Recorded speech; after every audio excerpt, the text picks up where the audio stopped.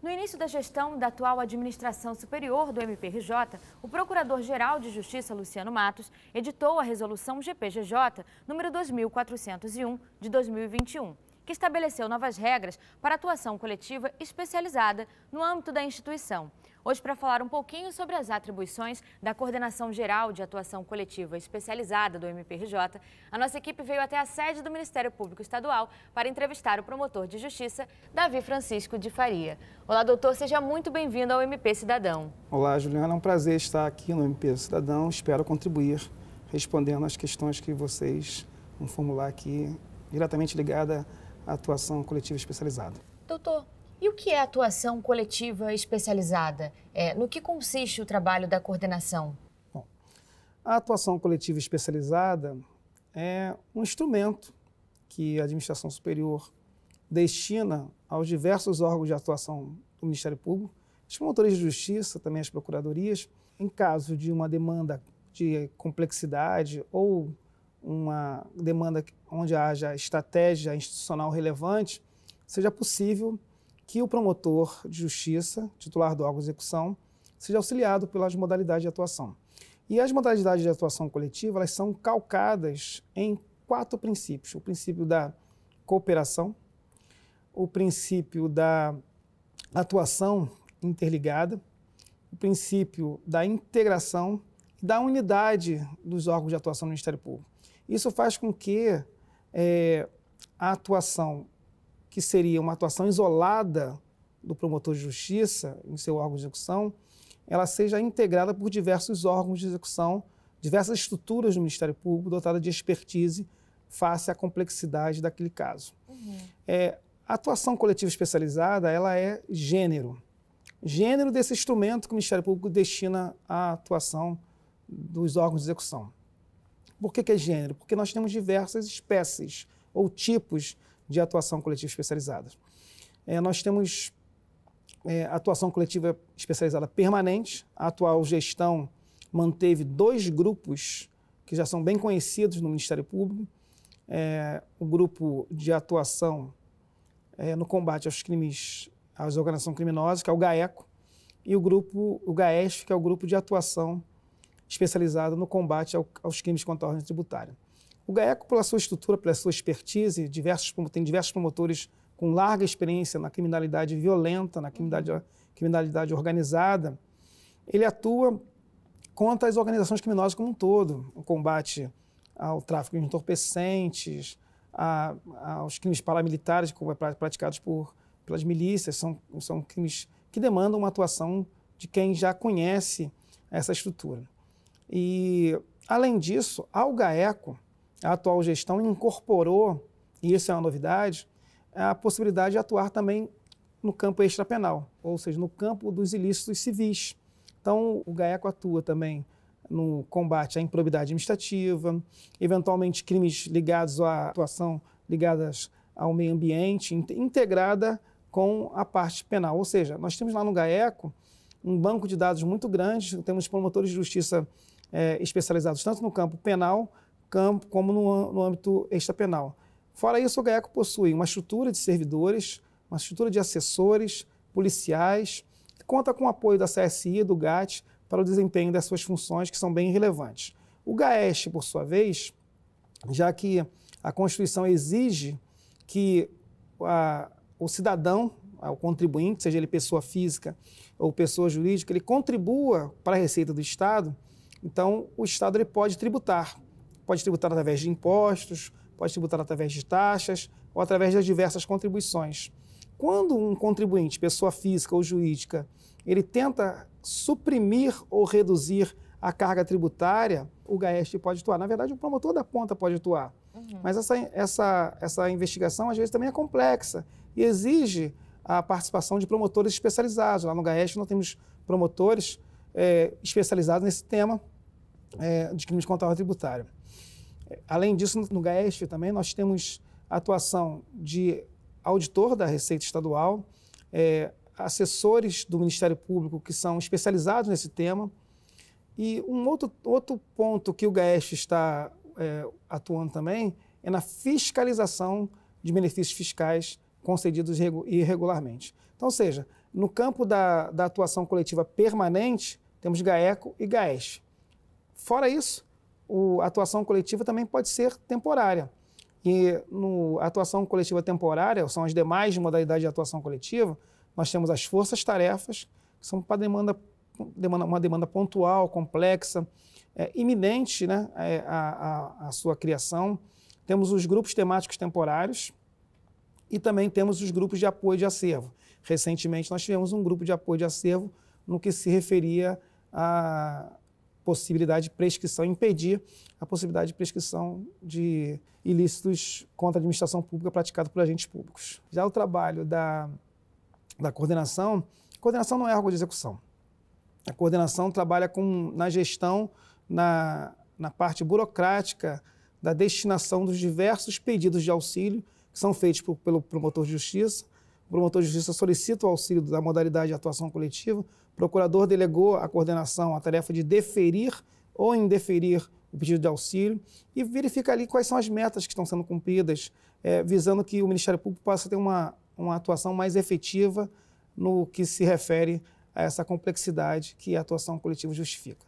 Certo. Doutor, o senhor mencionou as forças-tarefas, né?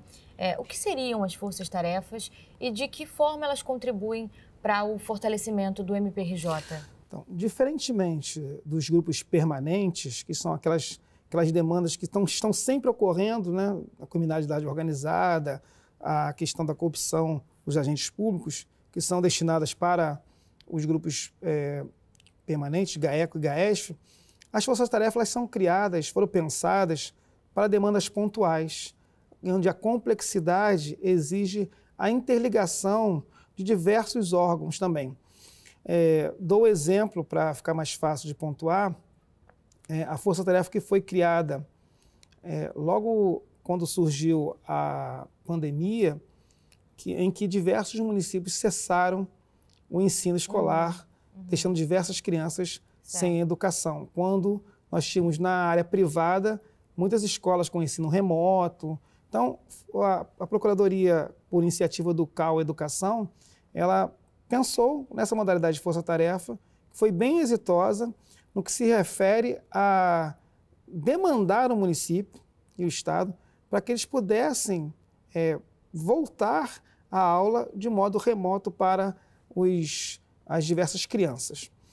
E, recentemente, nós também tivemos uma situação muito complexa, muito difícil de investigar, mas que nós estamos atuando, que foi as mortes lá na comunidade do Jacarezinho. Foi o promotor de justiça titular da investigação, solicitou o apoio da Procuradoria, foi criada uma estrutura com diversos promotores, para atender aquela demanda voltada à investigação daquelas mortes. Então, isso é importante para o Ministério Público, porque uma vez que a gente integra diversos promotores, diversos órgãos naquela investigação, seja ela civil, como foi a da educação, seja ela criminal, a possibilidade de eficácia e de resultados é muito maior. A importância da força-tarefa para a atuação do Ministério Público é que demanda pontual, demanda específica, vai ser solvida pela atual gestão, desde que seja solicitada pelo promotor de justiça. O procurador-geral não pode atuar de ofício criando uma força-tarefa, porque a investigação é do promotor titular do órgão de execução. Quando ele solicita, a gestão vai conferir a ele esse instrumento de atuação coletiva capaz de possibilitar a solução desse caso. Doutor, e como é feita a coordenação dos trabalhos das forças-tarefas e como são organizados em relação às diretrizes da administração superior? Bom, vai depender do tipo de demanda, né? Mas, em regra, no ato de criação da força-tarefa, o procurador-geral designa os integrantes da força-tarefa, que são membros do Ministério Público, procuradores ou promotores de justiça, e, entre eles, ele designa um coordenador. Esse coordenador vai ser o responsável pela gestão da força-tarefa, pela distribuição dos diversos procedimentos de investigação que vão transitar pela força-tarefa. Vou dar um exemplo. A força-tarefa da educação, que foi dessa da retomada das aulas, diversos promotores de justiça espalhados pelos inúmeros municípios do Rio de Janeiro solicitaram a atuação da força-tarefa.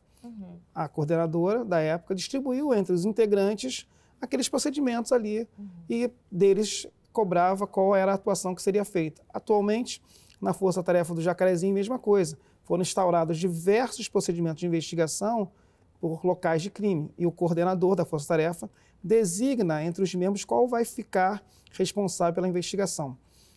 Voltar só a falar uma coisa genérica sobre as modalidades, todas as modalidades de atuação coletiva especializadas. Em regra, as modalidades de atuação coletiva especializada são criadas para atuar na investigação. A investigação é feita por procedimento administrativo, penal ou extrapenal, que, se for no âmbito do Ministério Público, o Ministério Público é o presidente daquela investigação.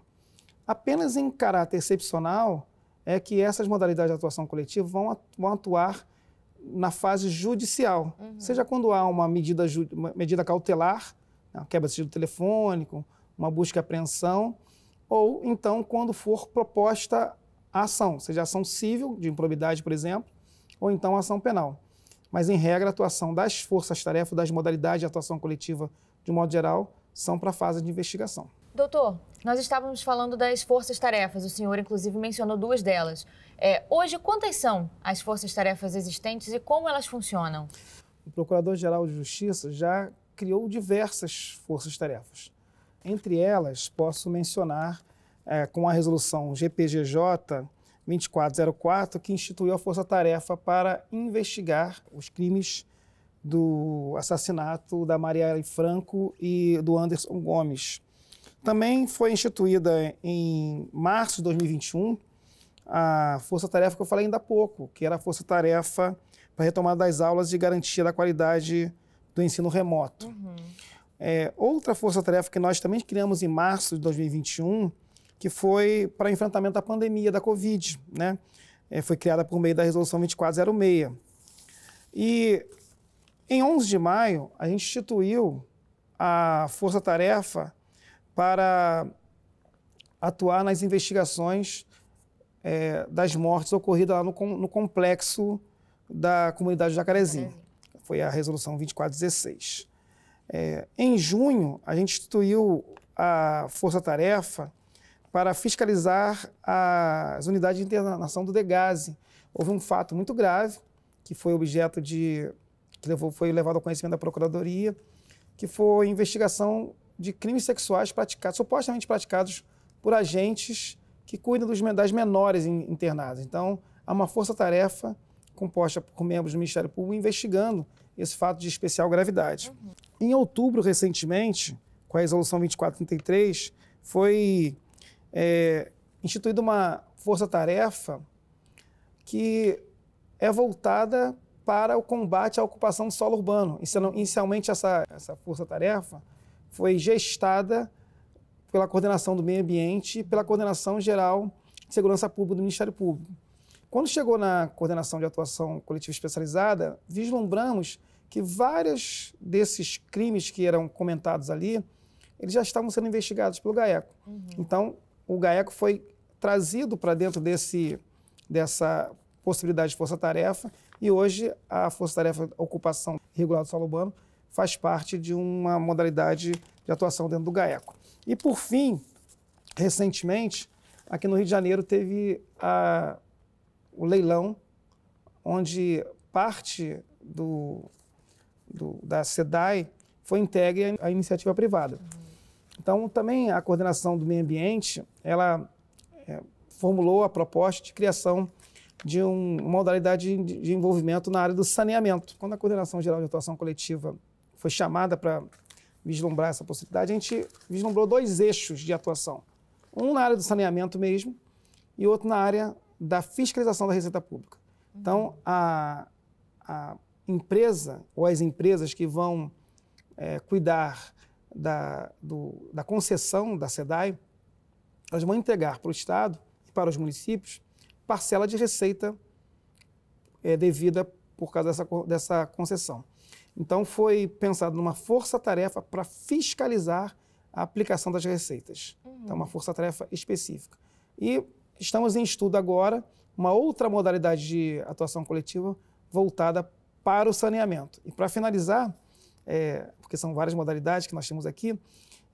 Há também em gestação, com estudo aqui na Procuradoria, uma modalidade de atuação coletiva voltada para fiscalizar também a concessão dos inúmeros benefícios fiscais em municípios e no Estado.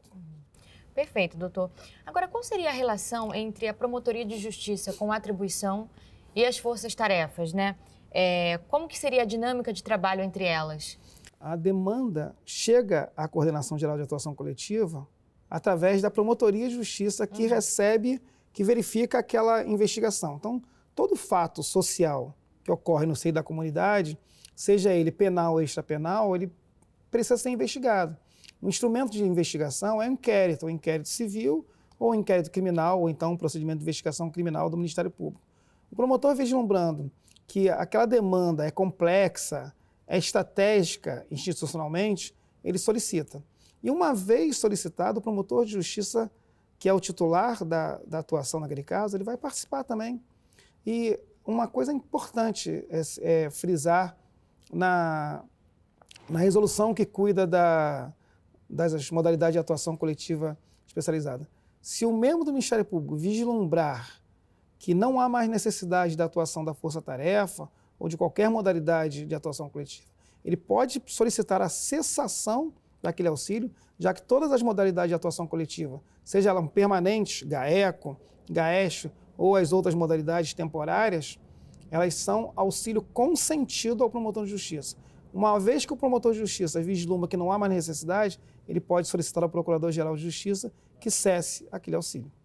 Agora, doutor, o que são e como funcionam os grupos de apoio de acervo? Bom, o grupo de acervo, ele foi pensado e colocado na resolução com base no artigo 19 da resolução 2401. Ele tem algumas premissas. Uma delas é evitar a iminente prescrição. A prescrição, ela é a impossibilidade do Ministério Público, no nosso caso, de ingressar com uma medida judicial ou mesmo investigar certo fato extrapenal ou penal. Então, vou dar exemplo, uma questão de improbidade administrativa. Há um prazo legal para que uma ação de improbidade administrativa seja ajuizada pelo Ministério Público. Da mesma forma, há os casos envolvendo os crimes de roubo, homicídio e assim por diante. A lei estabelece um prazo para o Ministério Público atuar. Então, a possibilidade de criação de grupo de acervo, ela reside, num primeiro momento, nesse fato, em que a gente vislumbra estrategicamente que determinado fato penal ou extrapenal pode prescrever e a gente destina uma estrutura para auxiliar as promotorias, as promotorias naquela situação bem pontual. Outra questão está ligada ao volume exacerbado de processo. Nós tivemos agora a pandemia, onde a força de trabalho do Ministério Público se viu reduzida em diversos casos, tendo em vista a impossibilidade de todo mundo estar ao mesmo tempo com alguns processos, muitos deles físicos. Então, a Procuradoria pensou em criar uma estrutura e já criou. Nós criamos 2 grupos de acervos já. Um grupo de acervos justamente pensando em evitar a prescrição de improbidade, de atos de improbidade administrativa, que se encerrou recentemente, no dia 30 de novembro, e estamos em atuação com o grupo de acervo das promotorias de investigação penal, tendo visto o grande volume de investigações que existem nesses órgãos de execução. E o grupo temático temporário? O grupo temático temporário, ele foi pensado tendo em vista a possibilidade de surgimento de temas que não seriam mais adequados colocar nos grupos permanentes. Então, temas episódicos, ainda que reiterados, mas que exigem um pensamento institucional, estrategicamente falando. A grande diferença do grupo temático para as forças-tarefas, que nas forças-tarefas o promotor com atribuição tem que participar. No grupo temático é facultativo. Estamos estudando a criação de alguns grupos temáticos, mas já criamos um.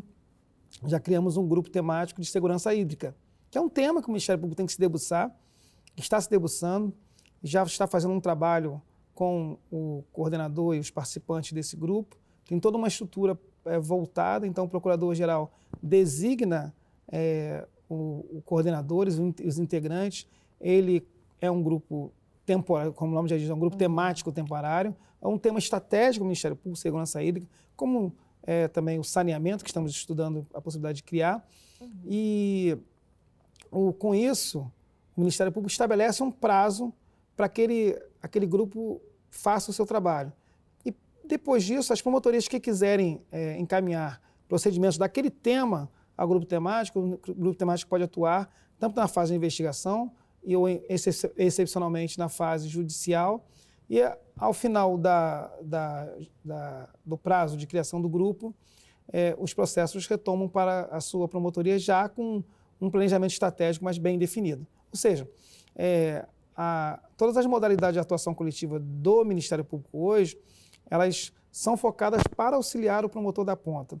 E só para finalizar, nós temos recebido dos diversos grupos, tanto do GAECO como do GAESF, resultados bem promissores, né?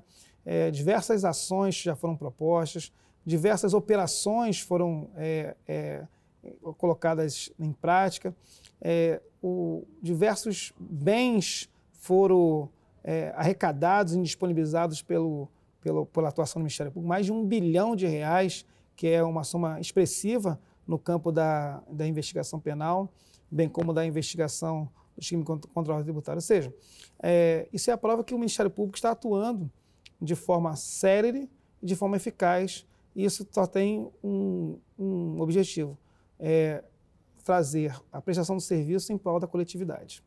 Por fim, Juliana, não poderia deixar de citar um outro grupo de atuação que existe no Ministério Público, que está fazendo um trabalho primoroso, que é o grupo temático temporário, criado em virtude da DPF 635, que tramita no Supremo Tribunal Federal, e que tem feito um trabalho bem interessante no que se refere à letalidade policial. O ministro Fachin, ele fixou diversas premissas para que as operações policiais fossem realizadas no âmbito do Rio de Janeiro. E o GTT tem feito um trabalho de monitoramento dessa atuação policial, criou aqui no Ministério Público uma central, um plantão 24 horas para receber da comunidade informações sobre eventual descumprimento ou questões ligadas à ofensa aos direitos humanos. E também está fazendo um trabalho de parceria e fiscalização com as polícias no que se refere à utilização de protocolos para determinada atuação policial. Ou seja, essa gama de atuação coletiva que o Ministério Público tem, ela se espraia por diversos setores. Setor civil, setor penal, e faz com que o Ministério Público tenha essa característica marcante que eu falei do início, né? Que é a cooperação, a atividade integrada e a questão da unidade dos órgãos de execução possam ser utilizados em prol do Ministério Público e da sociedade.